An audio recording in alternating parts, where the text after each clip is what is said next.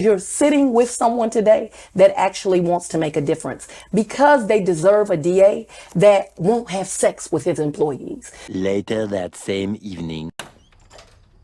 Hello. Yeah. I'm here for the gangbang. Courtney, we really look forward, and we were excited when you announced your candidacy. We were like, "Wow, this is amazing." Yeah.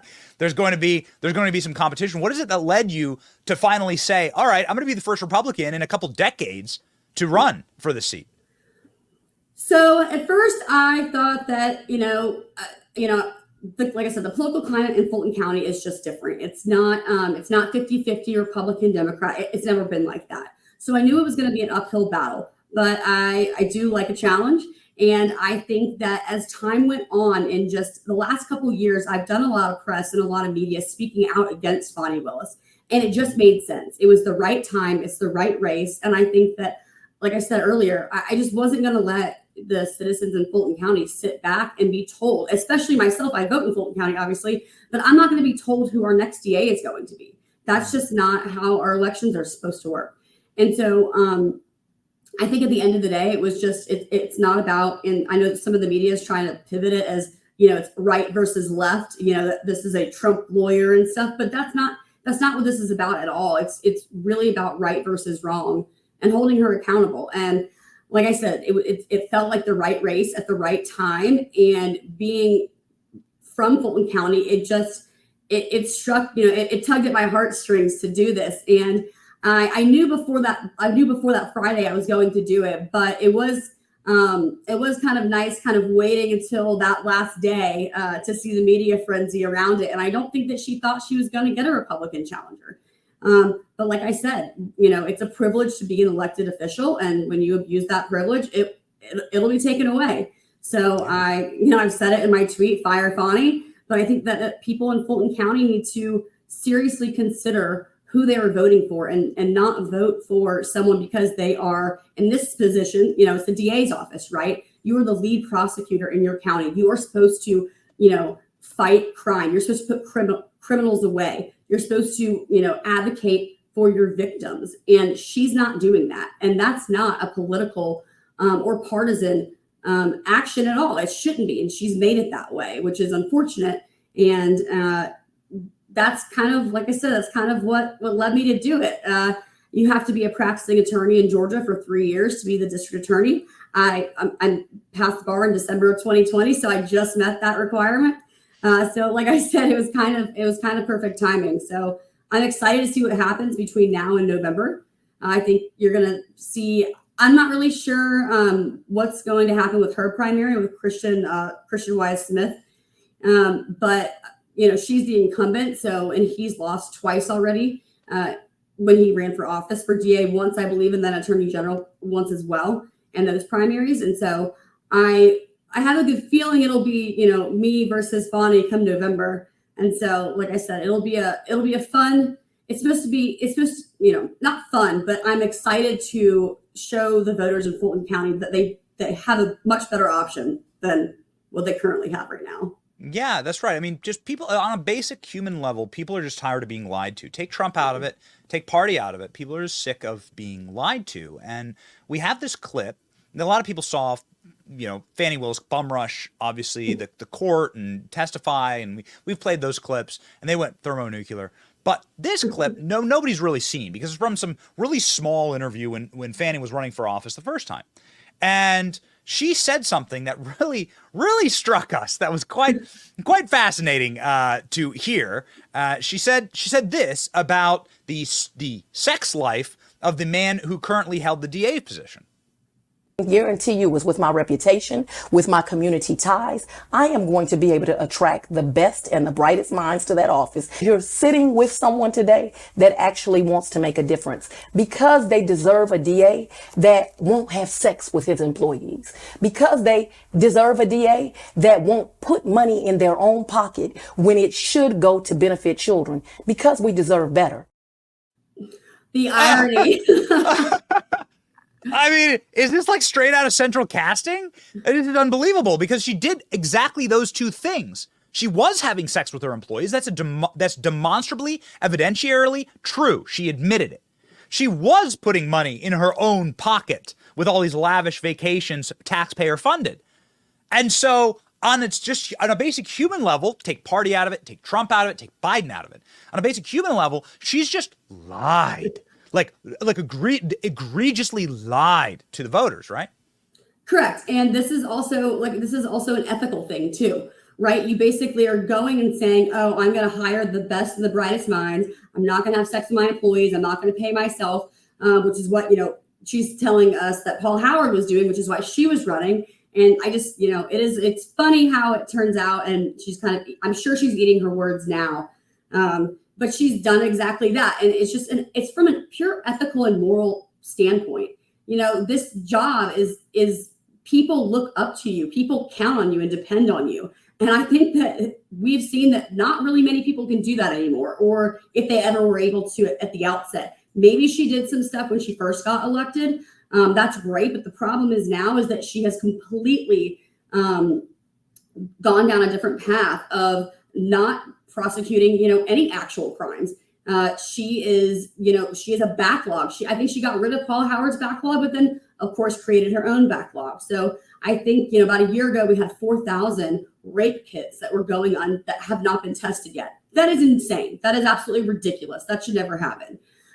She asked the Board of Commissioners for, a handful of money to go hire more prosecutors to get rid of the backlog. Guess what she didn't do? Hire those prosecutors to get rid of the backlog. She then used it to pay her boyfriend, and then go on all these trips. And so I just like you said, this is not a partisan thing at all. It's right versus wrong. And what she has done is wrong. It's egregiously gross. And I think that, she has to be held accountable. And the only way to do that at this point, we can't depend on the bar. We can't depend on judges. We can't depend on any of that. But what you can do is vote. And I think that's very powerful. And, if the people in Fulton County still want her as DA, that's their decision. But like I said, I will give them an option, and a much better option at that. And I can promise you, I will not be doing any of the things that she's done currently in office, and I will not be eating my words later. I can tell you that, buddy. Yeah, she's like, my only crime was a relationship. No, man, this is a married man. It's deeply immoral. This is a married man. You're a home wrecker, and you lied about it, along with a bunch of other empirical lies that have been proven, right, by our show and others. And so it just seems like truly a moral question. So what's the differentiator, right? So what happens when Courtney Kramer gets elected? How are you going to go about this job? I think what you have to look at is hiring your chief prosecutor. That's a lot of people don't understand what the role of the DA is. You are, the head prosecutor, but you're managing an office. You have a team, and your job is to make sure that your team is doing the job. And here's the job of the people, right? And she has different. Well, I think she's added a couple, but you have different divisions. You hire the heads of those divisions in the DA's office, and you make sure that cases are going to these judges, that people aren't sitting in jail for years on end without a hearing or without bond or anything like that. You're managing an office. She has shown that she can't manage it. That is that's exactly what I would do. I know the right people. I know the right resources. I have the ability and capability to manage an office like that. And that's the very first thing that you have to do. I would definitely look into, the accounting of the office, because I think that there's probably a lot more money going to other resources that probably shouldn't be going to certain places. And I think that's super important as well, because you only have so much money, right? And the money needs to be used for what's best for the citizens, for the safety, to make sure that we aren't having so much crime in Fulton County. I mean, it's Atlanta. We're the epicenter of crime in Georgia. And nothing's happening. That crime has been, despite what people say, I mean, there's still, shootings, murders, and rapes every single day in Fulton County. It's not really like that, other places in Georgia, and it shouldn't be like that. That's because their DAs are doing their job. And so I think that, like I said, the first thing would be make sure that my staff, my team is the best and the brightest and the most experienced team to be in that role, because that's what we deserve here. Like I said, that, and then, and then just the accounting of the finances in the office. I think that the transparency of that, clearly, we can't trust what she's been spending money on. So I think that would be, two things that I do along with, many others, but, that can't all happen on day one. So forgive me for the question. I've never asked a candidate for office this question, but given the circumstances, I have to. So based on your answer right there, you've just confirmed to us that you won't be hiring your boyfriend to be the chief prosecutor while simultaneously being a homewrecker, while simultaneously paying him in cash out of the pillowcase that you carry with you everywhere in your fanny pack where you lay your head.